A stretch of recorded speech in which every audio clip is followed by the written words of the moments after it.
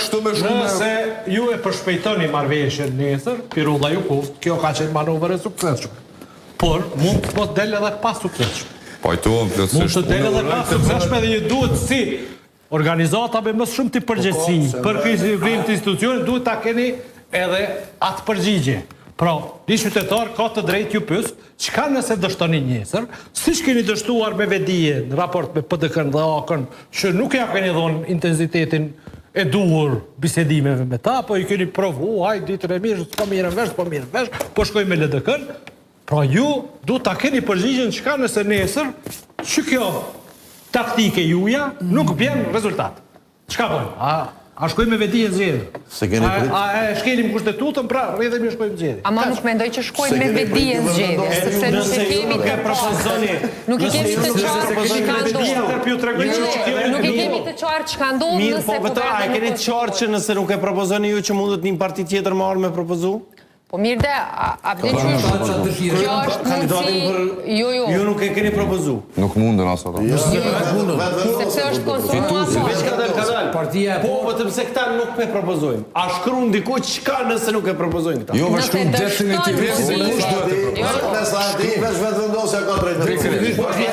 Nëse, a shkruan çka nëse ju? Po nuk ka nevojë me shkruan, kur thotë mënyrë eksplicite që partia e Si takon posti propozimi. Çka nëse këta nuk e propozojnë? Nuk e ka nevojë me shkruan. Artusi kushtetutës ka Që të tjerë tash me propozu. Jo, nuk ka mundësi, sepse kryetari të vendit është pas që i takon ekskluzivisht partisë fituese.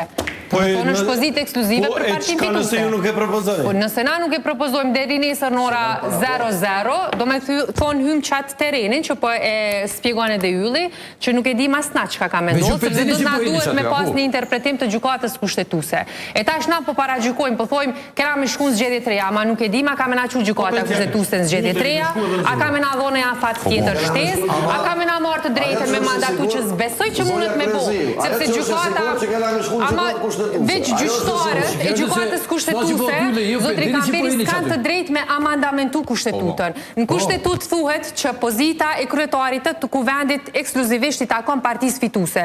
Edhe tash nëse gjykata kushtetuese kishte nxjerrë një akt gjykimi dhe thotë që po ja marrim na të drejtën me mandatu partia fituese, ne ta mandaton partia e dytë, në këtë rast PDK-ja për shembull, unë besoj që ata bëjnë shkeljet vetë kushtetutës, sepse shkon për te kompetencave që gjyqtarët i kanë. A keni shumicë parlamentare, harroj president. Për çka?